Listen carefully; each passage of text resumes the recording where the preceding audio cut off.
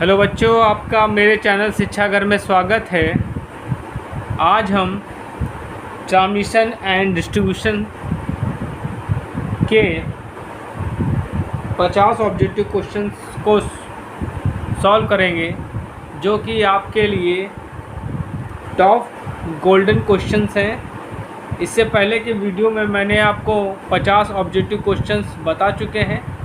उसी कड़ी में आज हम 50 और ऑब्जेक्टिव क्वेश्चंस डिस्कस करेंगे, जो कि आपके अपकमिंग एग्ज़ाम TG2 के लिए बहुत इम्पॉर्टेंट है।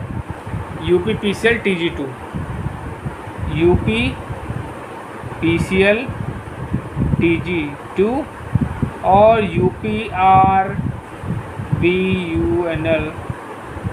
TG2 के लिए बहुत इम्पॉर्टेंट है। चलिए स्टार्ट करते हैं। पहला क्वेश्चन है, पारेषण लाइन में समानता कॉपर चालक का प्रयोग क्यों किया जाता है? ठीक है, ऑप्शन दिया है टिकाऊ और उच्च चालकता के लिए, या लंबी अवधि आयु के पर्याप्त मजबूत होता है, इसे अधिक समर्थन की जरूरत होती है, इसे अधिक विद्युत रोधी की जरूरत होती है। तो बच्चों एक्चुअली क्या है कि कॉपर चालक का हम लोग इसलिए प्रयोग करते हैं क्योंकि क्या होता है, टिकाऊ होता है और ये इसकी इसका कंडक्टेंस क्या होता है, हाई होता है। चलिए अगला क्वेश्चन देखते हैं, बहुत इंपॉर्टेंट क्वेश्चन है। ट्रांसमिशन लाइन में क्रॉस आर्म किसके बने होते हैं? वुड के बने होते हैं, लकड़ी के, स्टील के बने होते हैं, RCC के बने होते हैं, कॉपर के बने होते हैं। तो बच्चों आंसर क्या होगा? स्टील के बने होते हैं। चलिए अगला क्वेश्चन देखते हैं। ट्रांसमिशन लाइन में प्रयोग किए जाने वाले विभिन्न प्रकार के इंसुलेटर हैं। Pin type only, suspension type only, strain type only, pin type, suspension type, cycle type. तो बच्चों ट्रांसमिशन लाइन में बहुत से इंसुलेटर यूज़ होते हैं। तो कौन कौन से यूज़ होते हैं? पिन टाइप यूज़ होता है, सस्पेंशन यूज़ होता है, साइकिल यूज़ होता है, डिस्क भी यूज़ होता है। तो इस हिसाब से बच्चों देखा जाए तो आपका ऑप्शन 4 सही है, पिन टाइप, सस्पेंशन टाइप और साइकिल टाइप। ठीक है, चलिए अगला क्वेश्चन देखते हैं। तांबे के स्थान पर ओवरहेड लाइन में ACSR का उपयोग क्यों किया जाता है? ठीक है, तो बच्चों इसमें ऑप्शंस क्या दिए? इनमें उच्च धारा वहन की क्षमता होती है, ये भार में हल्के होते हैं, या कम खर्चीले होते हैं, और इनमें उच्च तनन शक्ति होती है। ऑल ऑफ एवं, मतलब तीनों ऑप्शन बिल्कुल सही है। तो बच्चों आपका थर्ड ऑप्शन बिल्कुल सही है। ये क्या होते हैं? कम खर्चीले होते हैं, और इनमें क्या होता है, तनन शक्ति ज़्यादा होती है। ठीक है, चलिए अगला क्वेश्चन देखते हैं। संचरण लाइन संचालक में झोल गर्मी में डैश सर्दी से कम होता है, सर्दी से अधिक होता है, सर्दी के समान होता है, इनमें से कोई नहीं होता है। तो बच्चों आपसे पूछा कि गर्मी में जो वायर्स होते हैं यूज़ होते हैं, ठीक है, उनका जो स्वैग होता है, जो झोल होता है, जो स्वैग होता है, वो गर्मियों में कैसा होता है? ऑप्शन दिए, सर्दी से कम होता है, सर्दी से अधिक होता है, सर्दी के समान होता है, इनमें से कोई नहीं होता है। तो बच्चों सर्दी से अधिक होता है। क्यों? क्योंकि गर्मी में आपका जो वायर होगा एक्सपेंड होगा, ठीक है, जिसके कारण क्या होता है, उसमें झोल ज़्यादा आ जाता है। ठीक है, तो आपका सेकंड ऑप्शन बिल्कुल सही है। चलिए अगला क्वेश्चन देखते हैं। 66 kV डैश संचरण के लिए उपयुक्त होता है। ठीक है, 30 किलोमीटर, 60 किलोमीटर, 120 किलोमीटर, 200 किलोमीटर। तो बच्चों 66 kV का संचारण होता है, वो किसके लिए होता है? 60 किलोमीटर के लिए होता है। चलिए अगला क्वेश्चन देखते हैं। एकल चालक की तुलना में बंधक चालक के मामले में कोरोना के लिए महत्वपूर्ण वोल्टेज का क्या प्रभाव है? Remain same, decrease, increase, not occur. ठीक है, कह रहा है कि क्या रहेगा कि एकल चालक की तुलना में बंडल चालक के मामले में कोरोना के लिए महत्वपूर्ण वोल्टेज का क्या प्रभाव है। ठीक है, तो आपसे वोल्टेज पूछा है तो क्या होगा, कोई ऑप्शन दिया रिमेन सेम रहेगा, डिक्रीज होगा, इंक्रीज होगा, नॉट ऑकर मतलब नहीं होता है। तो बच्चों आंसर क्या होगा इसमें, इंक्रीज होगा। चलिए अगला क्वेश्चन देखते हैं। किस प्रकार के विद्युत रोधक प्रयोग किए जाएंगे जब कभी चालक का अंतिम सिरा हो तथा जहां संचरण लाइन की दिशा बदलनी हो। साइकिल टाइप यूज़ करोगे, स्ट्रेन टाइप यूज़ करोगे, पिन टाइप यूज़ करोगे, सस्पेंशन टाइप यूज़ करोगे। तो बच्चों वहाँ पे क्या होगा, स्ट्रेन टाइप इंसुलेटर का प्रयोग हम लोग करेंगे। Strain type insulator. चलिए अगला क्वेश्चन देखते हैं। 100 किलोमीटर लंबी संचरण लाइन का सर्ज प्रतिरोध 100 ओम है। 50 किलोमीटर लंबी संचरण लाइन के लिए सर्ज प्रतिरोध होगा 25 ओम, 50 ओम, 75 ओम, 100 ओम। ठीक है, तो बच्चों आपका क्या होगा, देखिए आपका 100 ओम ही होगा, क्योंकि जो आपका जो प्रतिरोध होता है वो उस पर लंबाई का कोई इफेक्ट नहीं पड़ता है, तो आपका क्या होगा 100 ओम ही होगा। ठीक है, चलिए अगला क्वेश्चन देखते हैं।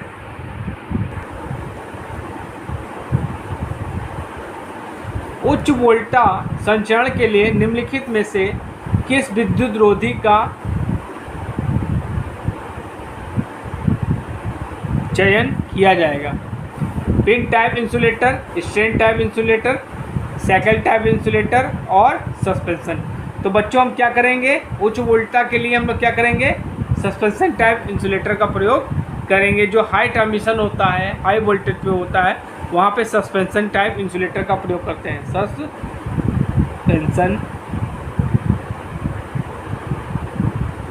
Type insulator.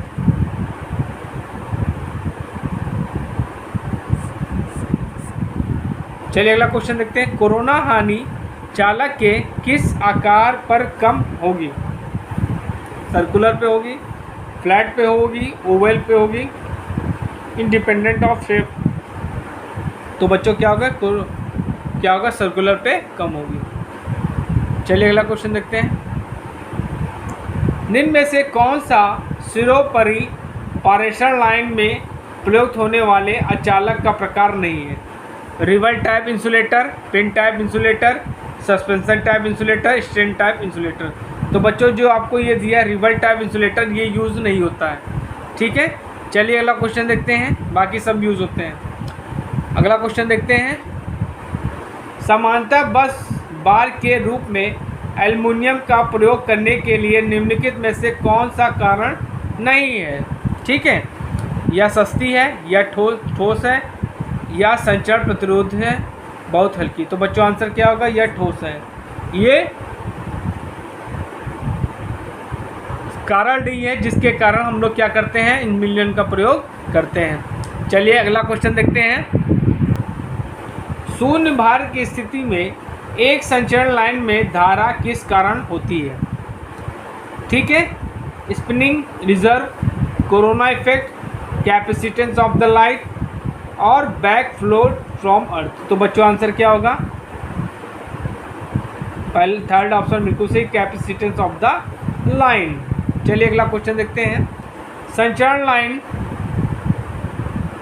की दूरी सीमा बढ़ाने के लिए श्रेणी प्रतिरोधों का उपयोग होता है, तुल्यकारक धारकों का उपयोग होता है, शंट धारक और श्रेणी अभिक्रियक का उपयोग होता है, श्रेणी धारक शंट अभिक्रिया का उपयोग होता है। तो बच्चों फोर्थ ऑप्शन बिल्कुल सही है। चलिए अगला क्वेश्चन देखते हैं। बहुत इंपॉर्टेंट क्वेश्चन है बच्चों, वेरी इंपॉर्टेंट क्वेश्चन है। पूछा है कि 132 kV ट्रांसमिशन लाइन पर किस प्रकार के इंसुलेटर उपयोग किए जाते हैं। पिन टाइप इंसुलेटर यूज़ होगा, डिस्क टाइप इंसुलेटर यूज़ होगा, साइकिल टाइप इंसुलेटर होगा, पिन टाइप और साइकिल टाइप इंसुलेटर होगा। तो बच्चों क्या होगा, डिस्क टाइप इंसुलेटर का प्रयोग करते हैं। अच्छा बच्चों, एक चीज़ और जान लीजिए कि एक डिस्क इंसुलेटर की वैल्यू 10 केवी के बराबर होती है। ठीक है, चलिए अगला क्वेश्चन देखते हैं। ट्रांसमिशन लाइन में खोखले चालक को क्यों प्रयोग किए जाते हैं? ऊष्मा विसरण को सुधारने के लिए, कोरोना हानि को कम करने के लिए, त्वचाचिक प्रभाव को कम करने के लिए, मतलब स्किन इफेक्ट को कम करने के लिए, लाइन प्रतिरोध को कम करने के लिए। तो बच्चों क्या होगा, कोरोना लॉसेस को कम करने के लिए हम लोग क्या करते हैं, खोखले चालक का प्रयोग करते हैं। बहुत इंपॉर्टेंट क्वेश्चन है, वेरी इंपॉर्टेंट। चलिए अगला क्वेश्चन देखते हैं। बच्चों अगर आप TG2 की तैयारी कर रहे हैं तो प्लीज़ मेरे चैनल को लाइक करिए, शेयर करिए एंड सब्सक्राइब करिए, जिससे आपकी और आपके फ्रेंड्स की तैयारी हो सके और जिससे निश्चित तौर पे आप सफलता पाएंगे। चलिए अगला क्वेश्चन देखते हैं। ट्रांसमिशन सिस्टम को कौन सा भाग फॉल्ट के लिए ज़्यादा संवेदनशील होता है? Alternator, transformer, overhead line, underground cable. तो बच्चों आंसर क्या होगा, अंडरग्राउंड केबल। चलिए अगला क्वेश्चन देखते हैं। संचरण लाइनों पर किस प्रकार के विद्युत रोधी उपयोग किए जाते हैं? पिन टाइप, डिस्क टाइप, निगल टाइप, पिन और निगल टाइप। तो बच्चों आंसर क्या होगा, डिस्क टाइप इंसुलेटर का प्रयोग करते हैं। चलिए अगला क्वेश्चन देखते हैं। लड़ी दक्षता 100% है, इसका तात्पर्य है या मतलब एक कुचालक डिस्क लघुपतित है, संड धारिता 1 फैरड है, प्रत्येक डिस्क में छोरों के बीच विभव एक सा है, प्रत्येक डिस्क के छोरों के बीच विभव 0। तो बच्चों आंसर थर्ड आपका बिल्कुल सही है, प्रत्येक डिस्क के छोरों के बीच विभव एक सा है। चलिए अगला क्वेश्चन देखते हैं। संचरण लाइनों में खोखले चालक को क्यों प्रयोग किया जाता है? ठीक है, तो बच्चों कोरोना लॉसेस को कम करने के लिए हम लोग इसका प्रयोग करते हैं। चलिए अगला क्वेश्चन देखते हैं। संचरण लाइन के शीर्ष पर रखा तार किस रूप में कार्य करता है? फेज तार के रूप में काम करता है, न्यूट्रल के रूप में काम करता है, संचरण तार के रूप में काम करता है और भू संपर्कन तार के काम में करता है। तो बच्चों ये अर्थ की तरह काम करता है, अर्थ वायर की तरह काम करता है, अर्थ वायर की तरह। तो बच्चों आपका थर्ड ऑप्शन बिल्कुल सही है। चलिए अगला क्वेश्चन देखते हैं। किसी विद्युत रोधक की पंचर वोल्टा का फ्लैश ओवर वोल्टा के साथ अनुपात होता है? 1 के बराबर, 1 से कम, 0 और 1 से अधिक। तो बच्चों क्या होगा, 1 से अधिक होता है। चलिए अगला क्वेश्चन देखते हैं। संचरण तंत्र को कौन सा भाग फॉल्ट के लिए ज़्यादा संवेदनशील होता है? ठीक है, सबसे ज़्यादा कहाँ फॉल्ट आ सकती है? अल्टरनेटर में आ सकती हैं, ट्रांसफार्मर में आ सकती हैं, सिरोपरी लाइनों में आ सकती हैं, भूमिगत केबल में आ सकती हैं। तो बच्चों आंसर क्या होगा, भूमिगत केबल। चलिए अगला क्वेश्चन देखते हैं। बच्चों इसमें संचरण लाइन ये होगा सिरोपरी लाइनें, मतलब जो ओवरहेड लाइन्स होगी उनका सही आंसर होगा। चलिए अगला क्वेश्चन देखते हैं। EHV लाइनों की इंसुलेशन शक्ति मुख्य रूप से निर्धारित होती है स्विचिंग ओवर वोल्टेज के द्वारा, थर्ड ओवर वोल्टेज द्वारा, पावर आवृत्ति ओवर वोल्टेज द्वारा, गतिशील ओवर वोल्टेज द्वारा। बच्चों आंसर क्या होगा, स्विचिंग ओवर वोल्टेज के द्वारा होता है। कोरोना हानि निम्न पर निर्भर नहीं है। कंडक्टर, सरफेस ग्रेडियंट, वायु घनत्व, वायुमंडलीय परिस्थितियाँ, चालक का आधार। तो कोरोना हानियाँ जो होती बच्चों वो चालक के आकार पर निर्भर नहीं करती। बहुत इंपॉर्टेंट क्वेश्चन है बच्चों। चलिए अगला क्वेश्चन देखते हैं। इस्पात तार का उपयोग होता है ऊपरी टेलीफोन तार के रूप में, भूमिगत तार के रूप में, ACSR के कोर तार के रूप में, इनमें से सभी। तो बच्चों इसमें आंसर क्या होगा, इनमें से सभी। चलिए अगला क्वेश्चन देखते हैं। यांत्रिक परीक्षण को किस प्रकार के कुचालक पर किया जाता है? ऑप्शंस हैं आपके। साइकिल टाइप, पिन टाइप, ठीक है, विकृति प्रकार, झूला लटका हुआ। तो बच्चों आंसर क्या होगा? Pin type. चलिए अगला क्वेश्चन देखते हैं। पारेषण टावरों की ऊंचाई बढ़ जाती है, निम्न मापदंडों के तरह बदलने की संभावना है। प्रतिरोध, कंडक्टेंस, कैपेसिटेंस, उनमें से कई। तो क्या है उसमें आंसर? कैपेसिटेंस। चलिए अगला क्वेश्चन देखते हैं। पारेषण लाइनों के लिए इस्पात पोल को किसके संरक्षण की आवश्यकता होती है? दीमक, बोरर, जंग, उपरोक्त सभी। तो बच्चों आंसर क्या होगा? इसको हमें जंग से बचाना होता है, ठीक है, ऑक्सीडेशन से बचाना होता है। ऑक्सीडेशन क्या होता है? जंग लगती है, ठीक है। चलिए अगला क्वेश्चन देखते हैं। कोरोना प्रक्रिया धारा संचारण कर रहे दो तारों के बीच कब होती है? ऑप्शन दिए हैं आपके। निकट, अधिक निकट रहने पर, अधिक दूर रहने पर, उच्च विभवांतर रहने पर, सिर्फ दिश धारा विद्युत संचरण पर। तो बच्चों आंसर क्या होगा? उच्च विभवांतर रहने पर। EHV पारेषण तंत्र में बंडल चालक प्रदान करता है वर्धित प्रेरकत्व, लघुकृत धारिता, वर्धित धारिता, वर्धित वोल्टेज प्रतिप्रवाहता। तो बच्चों आंसर क्या होगा? वर्धित धारिता। चलिए अगला क्वेश्चन देखते हैं। पारेषण लाइनों में कोरोना हानियाँ कम की जाती हैं जब चालक का आकार घटा दिया जाता है, चिकना चालक प्रयोग किया जाता है, लाइन में तीक्ष्ण बिंदु बनाए जाते हैं, चालक में धारा घनत्व घटा दिया। तो बच्चों आंसर सेकंड आपका सही है, चिकना चालक प्रयोग किया जाता है। चलिए अगला क्वेश्चन देखते हैं। निम्नलिखित में से कौन ओवरहेड लाइनों में इस्तेमाल किए जाने वाले इंसुलेटर को सहायता प्रदान करता है? क्रॉस आर्म, आलम्ब, कंडक्टर, फेस प्लेट। तो बच्चों आंसर क्या होगा? Cross arm. चलिए अगला क्वेश्चन देखते हैं। AC ट्रांसमिशन प्रणाली में कोरोना हानि को कम करने के लिए निम्नलिखित में से कौन सा उपाय किए जाते हैं? बहुत इंपॉर्टेंट क्वेश्चन है।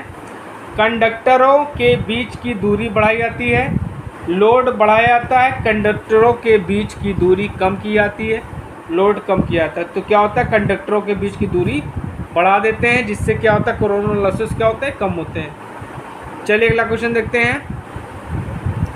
ट्रांसमिशन में कोरोना प्रभाव पता लगाया जा सकता है। फुफकारने की आवाज़, हल्की प्रकाशमान चमक जो नीले रंग की है, ओजोन की उपस्थिति से जो गंध से पता चलती है। तो बच्चों इसमें आंसर क्या होगा? तो बच्चों इसमें आंसर क्या होगा? हल्के प्रकाशमान चमक जो नीले रंग की होती है। चलिए अगला क्वेश्चन देखते हैं। निम्न में से कौन सा ओवरहेड लाइनों में इस्तेमाल इंसुलेटर का एक प्रकार नहीं है?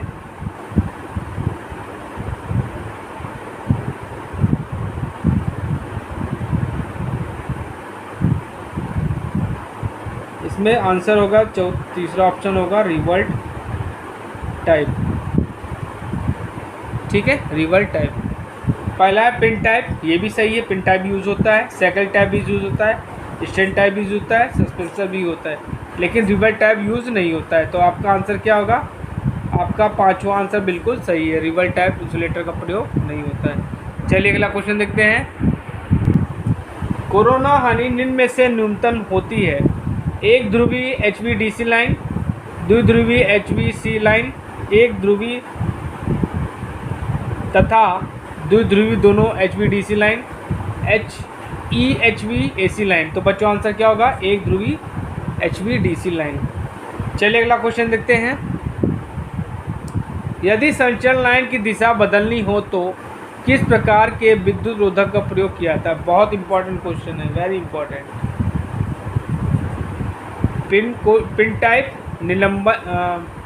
निम्बल टाइप, विकृति टाइप, साइकिल टाइप। तो क्या होगा? विकृति कोटि टाइप। चलिए अगला क्वेश्चन देख। फेरांटी प्रभाव देखा जाता है DC लाइन में, AC लाइन में, टेलीफोन लाइन में, नेटवर्क लाइन में। तो देखिए फेरांटी इफेक्ट क्या होता है, मैंने आपको बताया था। फेरांटी इफेक्ट जो होता है, जो आपकी सेकेंडरी वोल्टेज होगा उसकी वैल्यू जो होगी प्राइमरी वोल्टेज से ज़्यादा हो जाएगा, तो ये इफेक्ट क्या कहलाता है? आपका फेराइटी इफेक्ट कहलाता है। और जो फेराइटी इफेक्ट होता है वो एसी लाइन में होता है। ठीक है, चलिए अगला क्वेश्चन देखते हैं। खुले परिपथ या हल्के रंग से भरी हुई रेखा के अभिग्राही सिरे पर वोल्टेज में से वृद्धि होने की परिघटना को कहा जाता है। देखिए उस पहले क्वेश्चन में हमने बता दिया फेराइटी इफेक्ट क्या होता है। ऑप्शन मतलब ये कह रहा है कि खुले परिपथ या हल्के ढंग से भरी हुई रेखा के अभिग्राही क्षेत्र सिरों पर वोल्टेज में वृद्धि होने की परिघटना कहा जाता है। तो वोल्टेज आपका आउटपुट पर बढ़ रहा है, फेराइटी इफेक्ट कहलाता है, स्टिकिंग इफेक्ट कहलाता है, पेरिनल कहलाता है, इनमें से कोई। तो बच्चों आंसर क्या होगा? फेराइटी इफेक्ट कहलाता है। इसमें क्या होता है, जो सेकेंडरी वोल्टेज होता है वो प्राइमरी वोल्टेज से ज़्यादा हो जाता है। चलिए अगला क्वेश्चन देखते हैं। यदि शंट कैपेसिटेंस कम कर दिया जाए तो किसी इंसुलेटर की स्ट्रिंग दक्षता होगी, बढ़ती है, घटती है, नियत रहती है, शंट कैपेसिटेंस से स्वतंत्र रहती है। तो बच्चों आंसर क्या होगा? बढ़ती है। चलिए अगला क्वेश्चन देखते हैं। सुचालक से होकर प्रवाहित होने वाली अपवर्ती विद्युत धारा समान रूप से वितरित नहीं होती, इसके बजाय इसकी प्रवृत्ति सुचालक की सतहों के निकट संकेंद्री होने लगती है। इस परिघटना को आता है स्किन इफेक्ट कहा जाता है, एडी करंट इफेक्ट कहा जाता है, हिस्टोलिसिस लॉस कहा जाता है, इनमें से। तो बच्चों इसमें क्या होगा? इसको स्किन इफेक्ट कहा जाता है। बच्चों इसमें क्या होता है, ये बच्चे जो करंट जो होती है वो क्या होती है, कंडक्टर के सतहों पे फैल जाती है। ठीक है, इसको स्किन इफेक्ट कहते हैं। ठीक है, चलिए अगला क्वेश्चन देखते हैं। प्रत्यावर्ती धारा का प्रेषण अत्यधिक उच्च वोल्टता पर किया जाता है, चोरी के खिलाफ रक्षा के लिए, संचरण हानि को कम करने के लिए, उत्पादन की लागत कम करने के लिए, प्रणाली को विश्वसनीय बनाने के लिए। देखिए जो हम लोग जनरेशन करते हैं 11 केवी या 11,000 वोल्ट पे करते हैं, ये लॉसेस को कम करने के लिए करते हैं। तो बच्चों आपका सेकंड ऑप्शन बिल्कुल सही है, संचरण हानि को कम करने के लिए। चलिए अगला क्वेश्चन देखते हैं। एक चालक प्रति फेज की तुलना में समूहित चालक विद्युत लाइन का परिपथ डैश डैश होगा, तुलना नहीं की जा सकती, अधिक, कम और बराबर। तो बच्चों आंसर क्या होगा? कम। चलिए अगला क्वेश्चन देखते हैं। कोरोना हानि डैश डैश के साथ बढ़ती है। बहुत इंपॉर्टेंट क्वेश्चन है, वेरी इंपॉर्टेंट।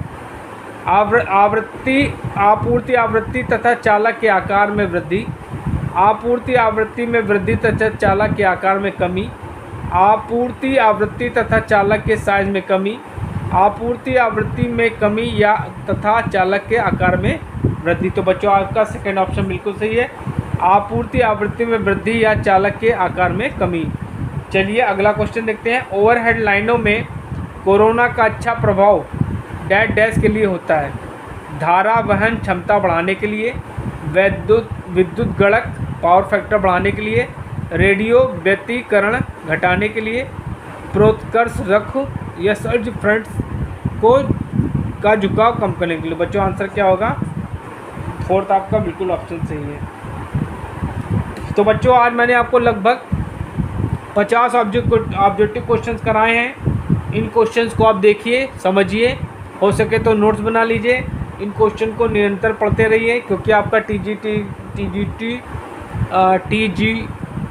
TG2 जो एग्ज़ाम है वो कभी भी घोषित की जा सकती है डेट।